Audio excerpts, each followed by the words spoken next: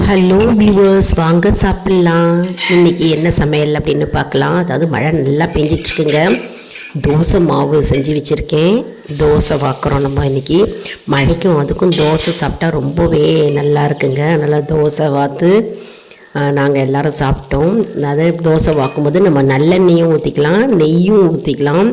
நெய் ரோஸ்ட் ஆகும். நெய் ஊற்றி சாப்பிட்டோம்னா நல்லெண்ணெய் ஊற்றியும் சாப்பிட்லாம். மிளகாய்த்தூள் வீட்டில் அரைச்ச மிளகாய்த்தூள் அதில் நல்லெண்ணெய் ஊற்றி நல்லா கலந்துக்கிறேன். அப்புறம் பீன்ஸ் பொரியல், கடுகு உளுத்தம்பருப்பு தாளிச்சிட்டு வாண்லியில் பீன்ஸை போட்டுட்டு உப்பு போட்டுட்டு தேங்காயை மேலே தூவி போட்டு மிளகாய் வற்றல் 2 கிள்ளி போட்டுணுங்க. மூடி போட்டு மூடினோம். நம்மளோட பீன்ஸ் பொரியல் ரெடி. தக்காளி ரசங்க செஞ்சுருக்கிறேன்.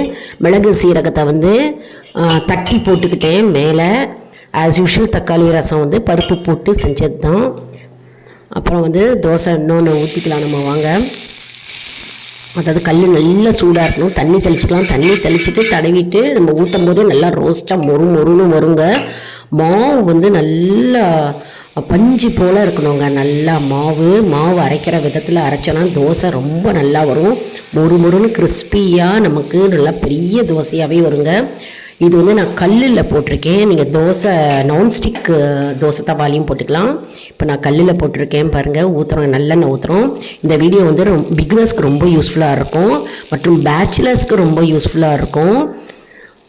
அதாவது பிகினர்ஸ் கல்யாணம் ஆகிட்டு சமைக்க தெரியாதவங்க நிறைய பேர் இருக்காங்க இல்லையா, அவங்களுக்கு இந்த வீடியோ யூஸ்ஃபுல்லாக இருக்கும். மற்றவங்க எல்லோரும் நார்மலாக சமைப்பீங்க, தெரிஞ்சிருக்கும் எல்லாருக்கும். நிறைய ஷேர் பண்ணுங்க. குக்கிங் வீடியோவை சப்ஸ்கிரைப் பண்ணிவிட்டு பாருங்கள். யாரெல்லாம் இந்த வீடியோ இப்போ பார்த்துட்ருக்கீங்களோ நம்ம வீடியோவை சப்ஸ்கிரைப் பண்ணிவிட்டு பெல் பட்டனை ப்ரெஸ் பண்ணிக்கோங்க. ஆல் என்கின்ற ஆப்ஷனையும் ப்ரெஸ் பண்ணிங்கன்னா டெய்லி தினம்தோறும் உங்களுக்கு நோட்டிஃபிகேஷனில் நம்ம வீடியோஸ் வருங்க. நிறைய பேருக்கு ஷேர் செய்யுங்க இந்த குக்கிங் வீடியோஸு.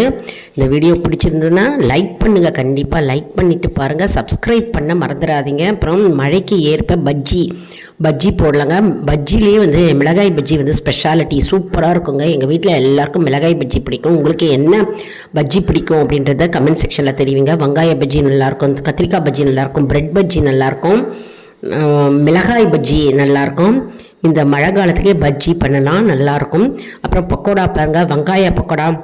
போன வாரம் எங்கள் வீட்டில் வெங்காய பக்கோடா தான். நல்லா சூப்பராக வெங்காய பக்கோடா வந்தது. எல்லோரும் சாப்பிட்டோம். ரொம்ப பிடிக்குங்க வெங்காய பக்கோடா. ஈஸியாக செஞ்சிடலாம் வெங்காய பக்கோடா. மேலே கருவேப்பிலை போட்டோம். Equal measurement. 1 கப்பு கடல மாவுக்கு 1 கப்பு அரிசி மாவு போட்டு மிளகாப்பொடி, உப்பு, பெருங்காயம் போட்டுக்கிட்டு நம்ம நல்லா கலரி கொடுக்கணும். கலரிட்டு அதில் என்ன பண்ணணும்னா வெங்காயத்தை பொடியாக போட்டு நம்ம அப்படியே உதுத்தா மாதிரி போடணும். செஞ்சு பாருங்கள்.